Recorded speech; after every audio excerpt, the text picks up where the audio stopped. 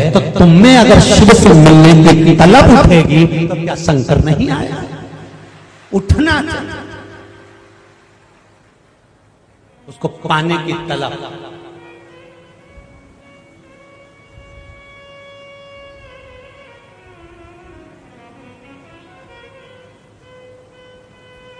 अरे यहां तक कहूंगा, जंगल में बारात जाती है, जंगल में बारात, और आधी रात को 10 बजे पहुंची है,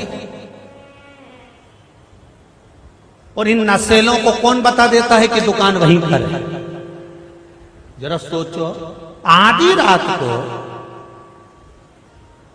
11-12 बजे बारात पहुंच रही है, कोई बताने वाला नहीं, जंगल में पहुंची है, किसी से पहचान नहीं, और बाराती आते से पूछ लें और दुकान मिल जाए, तो जरा विचार करो, जब उनको वो दुकान मिल सकती है तो हमारे भीतर भी तो परमात्मा के पाने की ललक होना चाहिए, तो परमात्मा मिल जाए। अगर ललक ही नहीं होगी,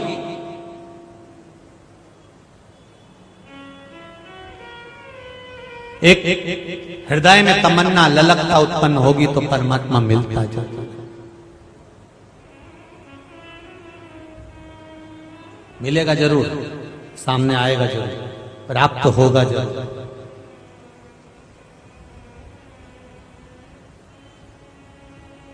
इतने पत्र हैं, एक से बढ़कर एक पत्र लिखा है आप लोगों ने,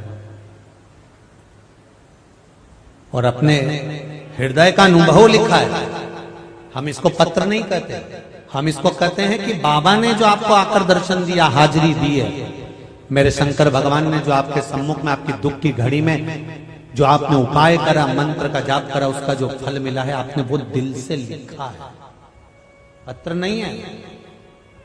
ये बाबा का पृथ्वी पर होने का हस्ताक्षर है कि मैं हूं, इसलिए संसार चल रहा है, मैं हूं।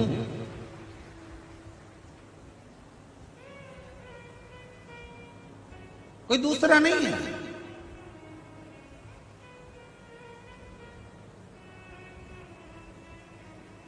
पिंगला गोरखनाथ जी की सेवा में गई,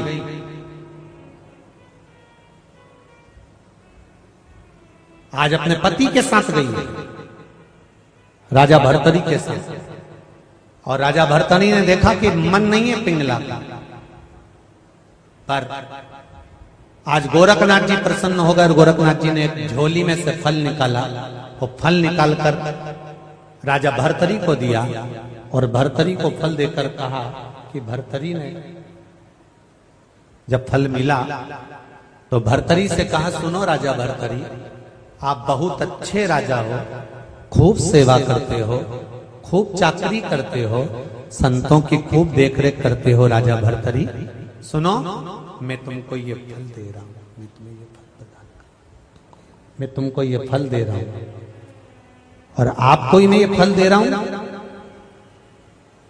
इस फल को अगर आप खा लोगे, अंतिम समय तक भी बूढ़े नहीं होगे, जवान की जवान बने रहोगे, सुंदर की सुंदर बने रहोगे। लो ये फल। राजा भर्तरी ने सोचा, इतना सुंदर फल मिला है, मैं जवान बने रहूंगा, बूढ़ा ही नहीं होगा। तो राजा भर्तरी, अब पति को अगर कोई अच्छी चीज मिलती है, अच्छा गिफ्ट मिलता है, ऑफिस गया, बहुत अच्छी चीज मिली, किसको ला कर देगा? बोलो री जी हो, जरा अच्छे से बोलो, किसको ला कर देगा? बहुत अच्छी चीज मिल गई, बहुत अच्छा गिफ्ट मिल गया, बहुत अच्छी सामग्री मिल गई, बहुत अच्छा सामान मिल गया, घर में 4 पुत्र हैं, 4 बेटियां हैं, जिसके प्रति उसका लगाव होगा, जिसके प्रति उसका स्नेह होगा, पत्नी है, जिसके प्रति उसका बहुत प्रेम होगा, वो उसी को देगा। राजा भर्तरी ने सोचा, अगर मैं युवान हो गया, मैं जवान हो गया, पर मेरी पत्नी ये पिंगला अगर बूढ़ी हो गई तो कितनी बुरी लगेगी, मेरा हृदय इस पर आ ही नहीं पाएगा, और मैं जवान होकर क्या करूंगा? नहीं, इस पिंगला को जवान होना चाहिए, अंतिम अवस्था तक ये पिंगला सुंदर दिखना चाहिए।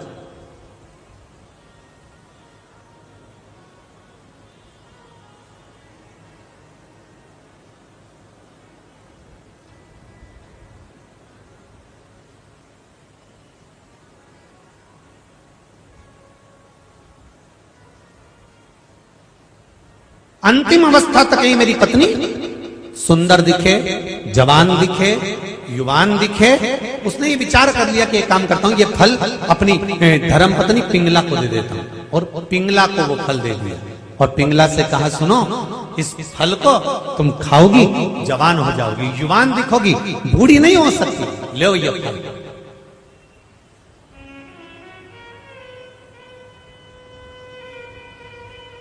लीजिए ये फल। पिंगला ने फल लिया, बड़ी खुश।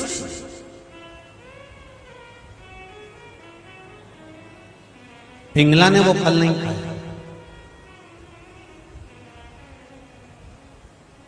इस हरिद्वार की हर की पौड़ी की जो कथा है कोई साधारण नहीं है साहब। हर कोई नहीं आ जाता हर की पौड़ी। कथा का नाम है हर की पौड़ी शिव महापुराण कथा, हरि का द्वार शिव महापुराण कथा। तो आपको मालूम होना चाहिए कि हर की पौड़ी कब बनी थी, किसने बनाई थी, हर की पौड़ी का मतलब क्या है। हरिद्वार तो तुम हर बार आए, पर तुम्हें मालूम क्या था? तुम तो सोचे गंगा का घाट है, हरि का द्वार है, हरि के द्वार जाना है। पर हरि का द्वार से नहीं, भरतरी का हरि लिया है। भरतरी, भरतरी का पीछे का शब्द हरि आया है और उसकी पौड़ी बनी, उसका सीढ़ियां बनी है, उसके नाम पर चल जाओ, उसको पहचानो। क्यों, किस लिए? आने वाली पीढ़ी पूछेगी, माँ कहां गई थी? हरिद्वार। उसका मतलब क्या होता है बताना पड़ेगा आपको कि इतनी बार मैं हरिद्वार गई पर मुझे मालूम नहीं पड़ पाया कि हरिद्वार का मतलब क्या है। मैं तो गई और गंगा नहा कर आ गई और लोगों ने कहा कि हरि का द्वार है, जाओ नहाओ, पर उस हरि संबोधन को मुझे जानना है। क्या भगवान विष्णु के नाम के हरि के संबोधन से जुड़ा गया है कि भरतरी के हरि के नाम से जुड़ा गया? उस संबोधन को मुझे पहचाना।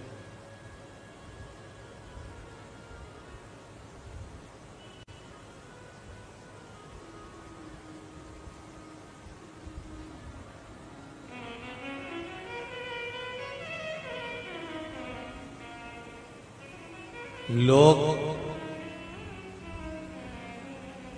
दवाई खाते हैं, कोई वैक्सीन आता है, कोई इंजेक्शन आता है, तो पहले उसके लिए पूरी अब्बा उड़ाते हैं। जैसे वो कोरोना का वैक्सीन नहीं आया था, उसके लिए लोगों ने उड़ाया था कि नहीं उड़ाया था? जो लगवाता है तो हाथ टेढ़ा हो जाता है, बुखार आ जाता है, उठ ही नहीं पाता है, फिर तो ना जाने क्या क्या हो जाता है। अरे नहीं लगवाओगे तो निपट जाओगे। लगवाओ तो। किस किस ने लगवाया वैक्सीन? जम के बोले जरा। लगवाया सबने ना। थोड़ी देर, अब तो कोई भी दवाई अगर शरीर में जाए तो थोड़ा बहुत तो शरीर में असर करे कि नहीं करे? अरे बोलो तो जम के करे ना। अपन रोटी भी खाएं तो शरीर में असर करे, खाते से ही।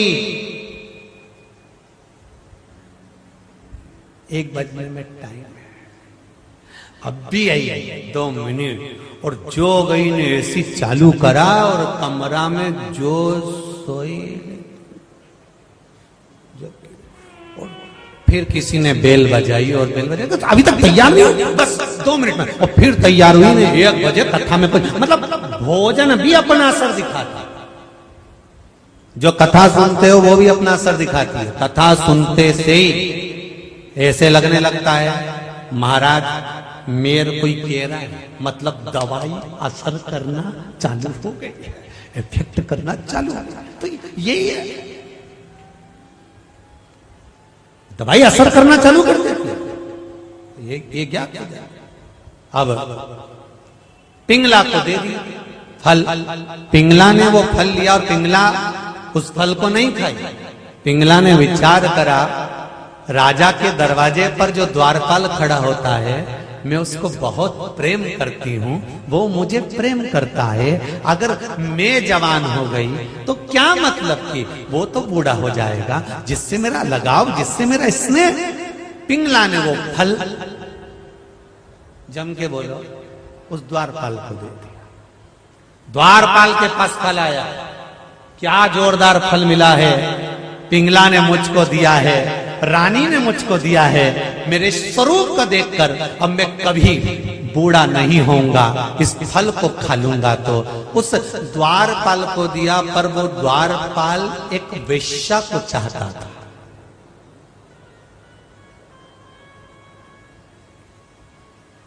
वो द्वारपाल एक वेश्या से स्नेह करता था। फल आया द्वारपाल के पास, फल द्वारपाल के पास से वो वेश्या के पास पहुंच गया। द्वारपाल ने सोचा अगर मैं जवान हो जाऊंगा, मैं सुंदर हो जाऊंगा, मैं युवान हो जाऊंगा, पर वेश्या तो बूढ़ी हो जाएगी। वो वेश्या के पास फल पहुंच गया।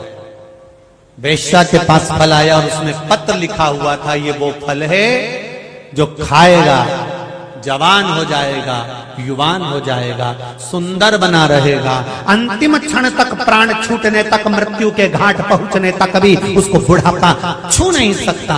ये फल आया है, लो। और वेश्या ने वो फल लिया। ज्ञानी थी वेश्या, कहीं सत्संग में लगी रहती थी, भजन में लगी रहती थी। बोल काशी विश्वनाथ भगवान की जय। शिव कथा कर रहे हैं। मर्दा परिवार भी स्वामी जी का एक स्वागत करे। शंभु शरणे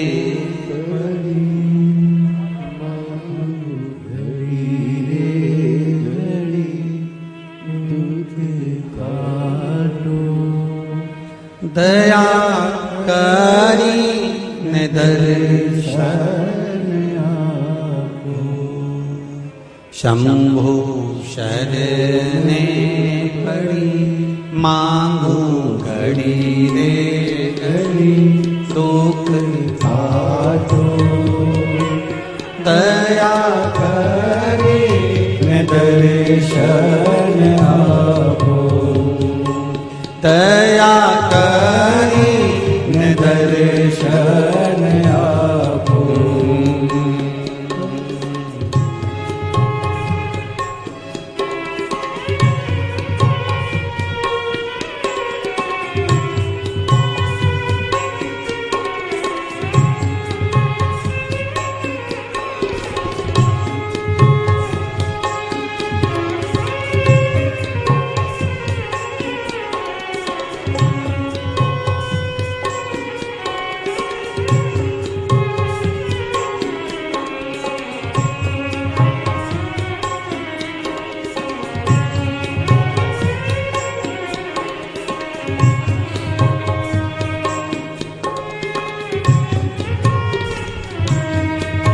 बोल काशी विश्वनाथ भगवान की जय। हर हर महादेव। भगवान शिव की कथा कर रहे हैं। फल गया पिंगला के पास, पिंगला ने वो फल द्वारपाल को दे दिया, द्वारपाल ने वो फल लिया वैश्या को दे दिया। वैश्या सत्संगी थी, कीर्तनी थी, उसकी चित्तवृत्ति में एक बात बैठी हुई थी,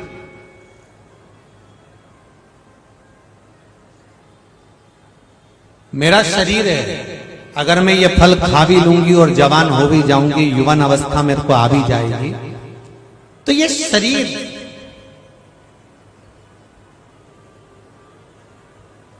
क्या रखना मुझे।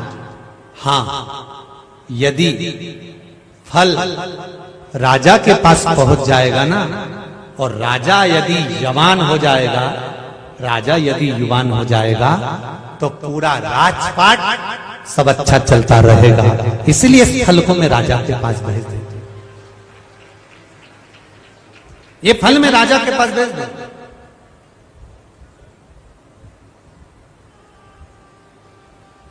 फल राजा के पास गया और राजा भर्तरी के सामने जब फल आया और वेश्या ने कहा महाराज ये फल लीजिए, राजा भर्तरी ने पूछा कि ये फल क्यों? ये वो फल है जिसको खाने के बाद आप युवान हो जाएंगे। महाराज मैं चाहती हूं ये फल आप खाएं, और राष्ट्र का राजा जब युवान बनकर राष्ट्र को चलाएगा तो मेरा राष्ट्र पूर्ण आनंद के साथ आगे बढ़ जाएगा। राजा भर्तरी ने पूछा ये बताओ कि ये फल तुम्हारे पास कैसे आया? तो कहा मुझे द्वारपाल ने दिया।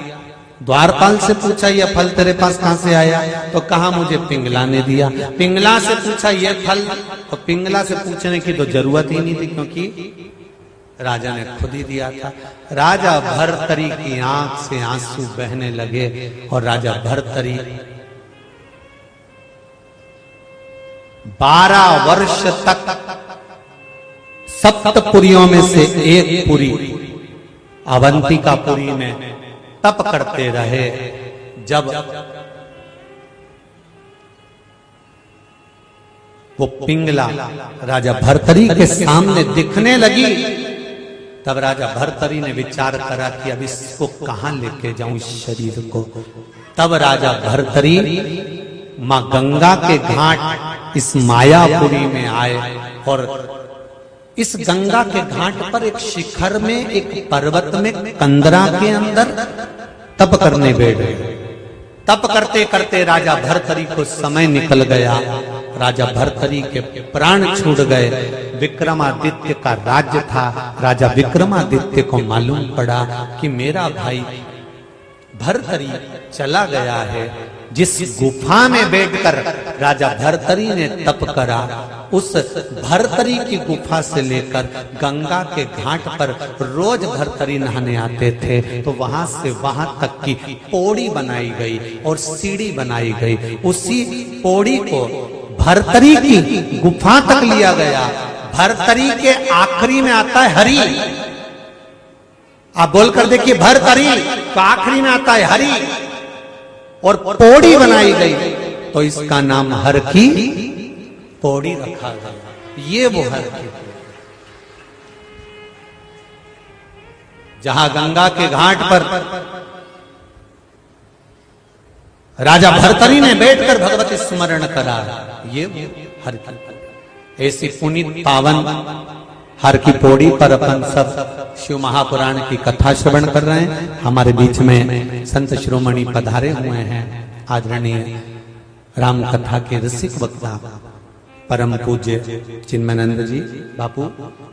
आपके मुखाग्रविंद से मर्दा परिवार के लिए और आप सब जो आए हैं उनके लिए शुभाशीष लेते हैं। उसके बाद कथा की ओर फिर आगे बढ़ेंगे। मैं सूचना दूं